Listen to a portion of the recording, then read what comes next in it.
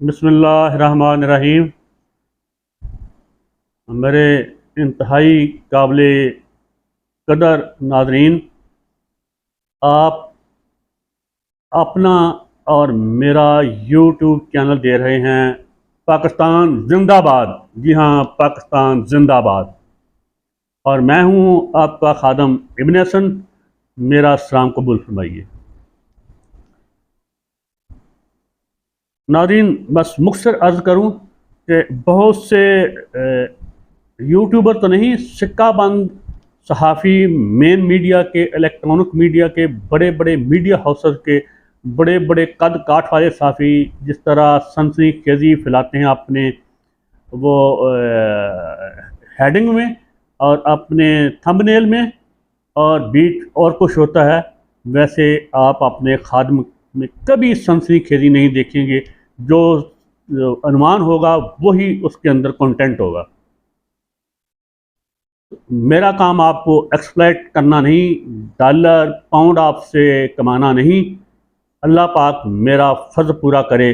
मैं अपनी धरती का कर्ज़ उतार रहा हूँ, अपने जैसे ग़ुलामों का मैं नुमाइंदा हूँ। हालांकि वो मुझे कबूल नहीं करते, वो मुझे लानत मलामत करते हैं। और हर फरसुदा माशरा में ऐसा ही होता है कि अपने खैर खा को ही अपना सबसे बड़ा दुश्मन समझा जाता है। तो खैर, इस कार्य खैर के साथ अगर डॉलर पाउंड भी हैं तो कोई बुरी बात नहीं। इंशाल्लाह वो मैं हकदारों को उनको तकसीम करूँगा या खुदा की राह में खर्च करूँगा। थोड़ा बहुता तो कुछ ना कुछ तो चलो अपने पे भी लगा लूँगा, आने कहाँ से। खैर चलो, आज की वीडियो शुरू करते हैं। इसका अनुमान आपने देख लिया, वो है जज जर्नैल इमरान खान और फरसुदा माशरा। जी हाँ, और ये वीडियो मेरी तहरीर भी है जो फेसबुक पे मौजूद है, पोस्ट है। कोई भी दोस्त वहाँ जाके इसे पढ़ सकता है। और फिर इसके मैंने यूट्यूब के स्टेटस में भी इसकी तहरीर लगा दिया, यहाँ से भी कोई जाके पढ़ सकता है यूट्यूब के स्टेटस से, मेरे से। और अब मैं वीडियो आपकी खिदमत में पेश कर रहा हूँ। कल से मैं भी काफ़ी मजाहद बना हुआ था इमरान खान के हक़ में, और मैं बेचारे जज हुमायूं दिलावर को बुरा भला कह रहा था। तो जब मेरा जोशो जज्बा ठंडा हुआ तो मैंने अपने से चंद सवालात किए कि क्या जज हुमायूं दिलावर गलत था, सही है, या उसके पास कोई और ऑप्शन था, कोई और रास्ता था जो वो इख्तियार करता। तो मैंने जो अपने से सवाल किए वो मैं आप सब से भी सवाल करूँगा। अपने ज़मीर के मुताबिक जवाब देना आपकी स्वाबदीद है। दें ना दें, डंडी मारें, जो मर्ज़ी करें, आपकी मर्ज़ी है। तो उसके अलावा इसका मैंने तहरीर में वहाँ रखा था, आह बेचारा जज हुमायूं दिलावर। तो शुरू करते हैं। मुसन्नफ़ का ज़िंदगी भर का मुशाहदा और तजुर्बा है कि सबसे आसान काम दूसरों पे तनकीद करना और नसीहत करना है, जबकि इसके बरअक्स खुद उसी नसीहत पे, उसी तनकीद पे अमल करना और वैसे ही हालात से सुरखरू होना इंतहाई मुश्किल और नामुमकिन होता है।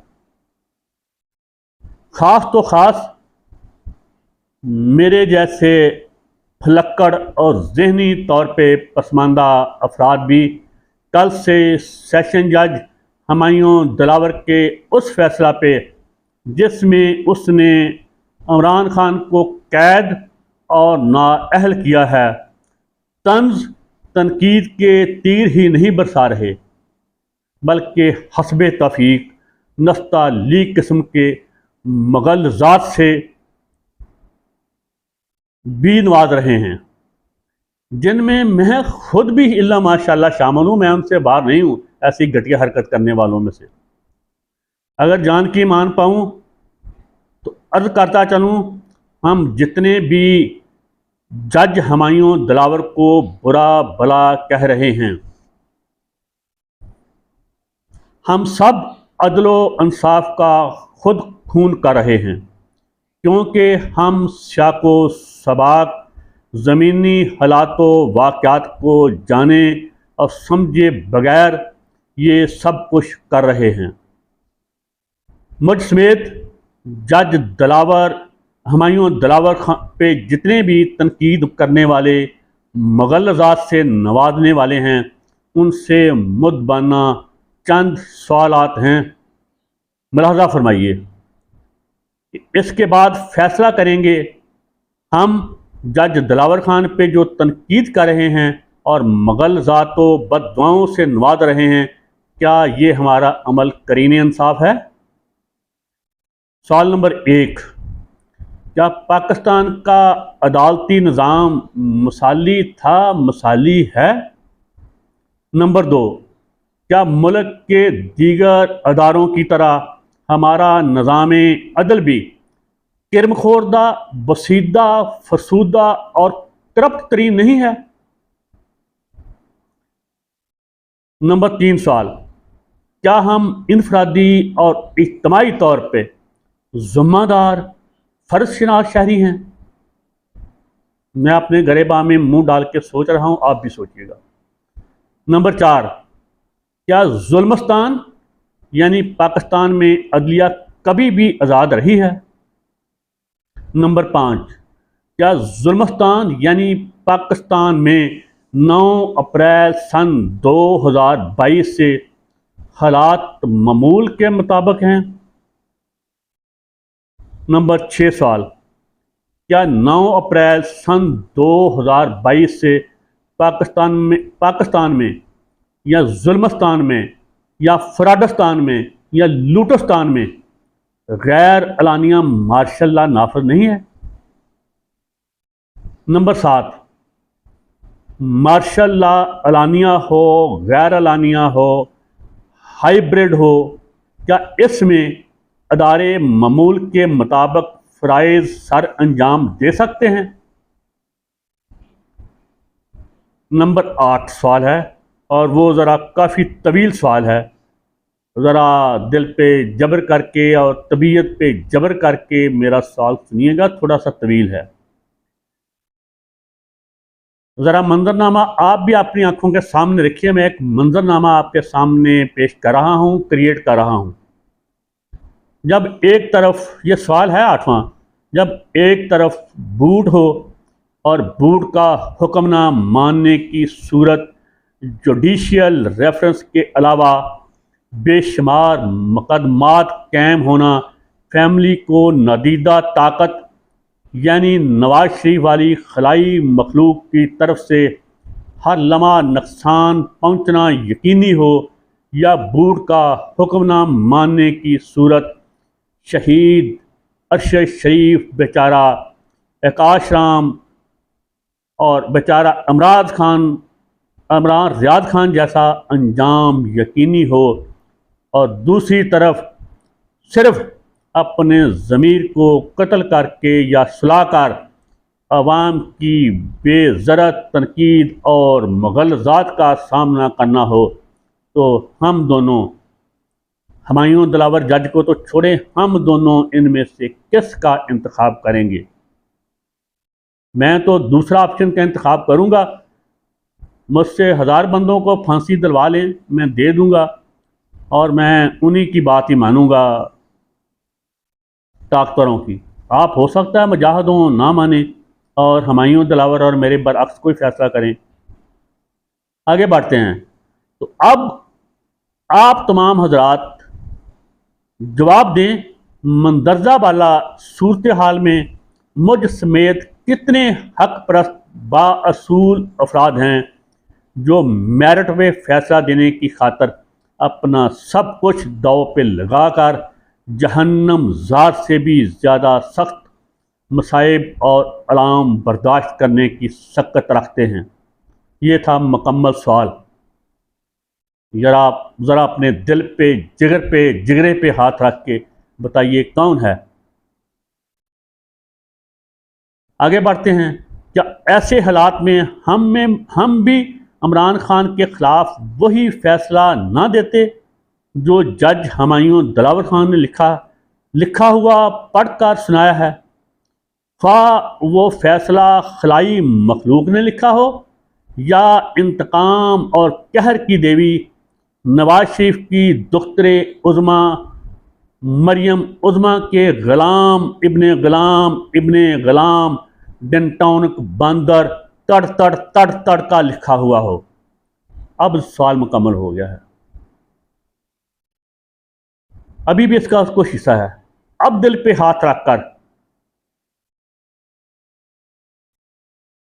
بتائیں ہم میں سے کتنے مجاہد ہیں جو ظلمستان یعنی مقبوضہ پاکستان کے جہنم زار کا عذاب برداشت کرنے کی قیمت پہ عدل و انصاف پہ مبنی فیصلہ دے سکتے ہیں، یا دینے کی سخت رکھتے ہیں، دینے کی ہمت رکھتے ہیں، دینے کا حوصلہ رکھتے ہیں، انصاف کرنے کا جو وہ قیمت ادا کر سکتے ہیں؟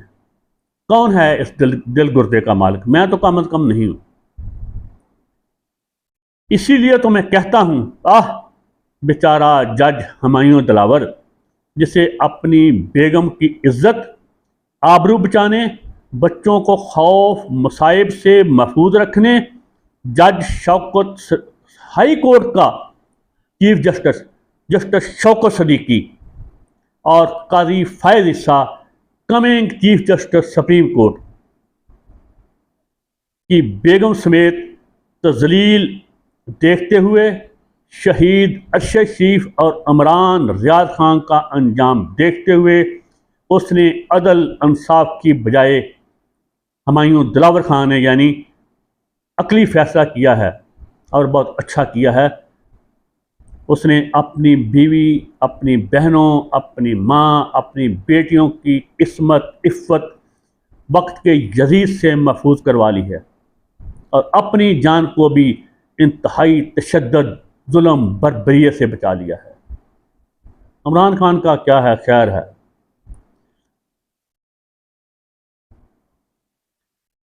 ظلمستان میں ہر فرد کی پہلی ترجیح اپنی ماں، بہن، بیوی، بیٹی کی عزت عفت بچانا اور اپنی اذیتناک موت اور غیر انسانی تشدد سے خود کو محفوظ رکھنا ہے، اور اس مقصد کی خاطر مجھ جیسا خود ساختہ سرفراز انسان بھی عمران خان زندہ باد یا حق انصاف زندہ باد کہنے کی بجائے صرف اور صرف یہ بات کہنے پہ مجبور ہے، وقت کا پاکستانی یزید زندہ باد، زندہ باد، وقت کا پاکستانی یزید زندہ باد، زندہ باد۔ اور میں یہ نعرے لگانے پہ مجبور ہوں، اور میری طرح آپ بھی سب مجبور ہیں۔ ہم جس کو مرضی یہ گھسیٹ کر کور کمانڈر ہاؤس لے جاتے ہیں، جو مشکوک ہے جلایا جانا اس کا، جو بھی وہاں ہوا، کور کمانڈر کا بھاگ جانا، سب معاملات مشکوک ہیں، تو خیر وہاں لے جا کر تقریر کرواتے ہیں۔ میں بھی وہاں جا کر بہت ہی فضائل بیان کروں گا، لیکن میں قسم ہے پروردگار کی، میں اسے جناح ہاؤس نہیں کہوں گا، میں اسے کور کمانڈر ہاؤس کہوں گا، جب تک یہ اس کا قبضہ ختم نہیں کر دیتے۔ خدا کی پناہ، آپ کا قائد اعظم کے پاکستان پہ بھی قبضہ، اس کے پاکستان کے وسائل پہ بھی قبضہ، اس کی بہن کو بھی آپ کے جد امجد ایوب خان نے غدار قرار دیا، اسے قتل کروایا، اسے انڈیا کا ایجنٹ قرار دیا۔ آپ بھی آج ہمیں 80% پاکستانیوں کو جو عمران خان کے ساتھ ہیں اپنی حقوق کے لیے، اپنی آزادی کے لیے، عمران ہمارا ماسی کا پتر نہیں، مامے کا پتر نہیں، عمران کا نظریہ ہمارے ساتھ ملتا ہے۔ ہم کو کبھی تو عقل آنی تھی 80 سال بعد۔ ہم عمران خان کا مقدمہ نہیں لڑ رہے، ہم اپنا مقدمہ لڑ رہے ہیں، اپنے حقوق کا، اپنی کامل حقیقی آزادی کا۔ رب العزت کی قسم، عمران خان تو کیا، مجھے آج شہید اکبر بگٹی کے الفاظ یاد آ رہے ہیں۔ اس نے کہا تھا کہ میری ان پاکستانی یزیدوں سے جان چھڑوانے کے لیے اگر مجھے کسی بھی وہ آپ سمجھ دیں، ایک سعودی عرب کے ساتھ ہے، ایک ادھر ہے ہمارے مسائل میں، ان کی مدد قبول کرنا ہو تو مجھے بے حد خوشی ہے۔ میں اس سے 2 قدم آگے بڑھ کے کہہ رہا ہوں، مجھے پاکستان پہ قابض، غاصب، گندی بدماشیہ سے اپنے حقوق اور حقیقی آزادی حاصل کرنے کے لیے اگر میرے تایا حضور ابلیس کا ساتھ بھی میسر آ جائے تو میری خوشی کی انتہا نہیں۔ میں ہر اس انسان سے اتحاد کروں گا جو مجھے اس بدماشیہ سے نجات دلائے، جو میرے جیسے 26 کروڑ غلاموں کو، جن کی یہ ہم گنتی بھی کم کرتے ہیں ہماری، ان کو نجات دلائے، ہمارے 26 کروڑ غلاموں کی آنے والی نسلوں کو جو ان کی غلامی، ان کی یرغمالی، ان کی خرکاری سے نجات دلائے۔ مجھے سب ان کا ساتھ قبول ہے۔ مجھے ان حاجیوں، ان حافظوں، ان نمازیوں، ان ملوٹوں، ان مدو ضلع سے، جیسے یہ دین فروش ملا فضل الرحمان ہے اور وہ کیا ہے طاہر اشرفی حرامزادہ، مجھے وہ ابلیس قبول ہے، مجھے وہ کافر قبول ہے جو میری ان بدماشیہ سے جان چھڑائے، جس کا یہ طاہر اشرفی اور فضل الرحمان بھی حصہ ہیں۔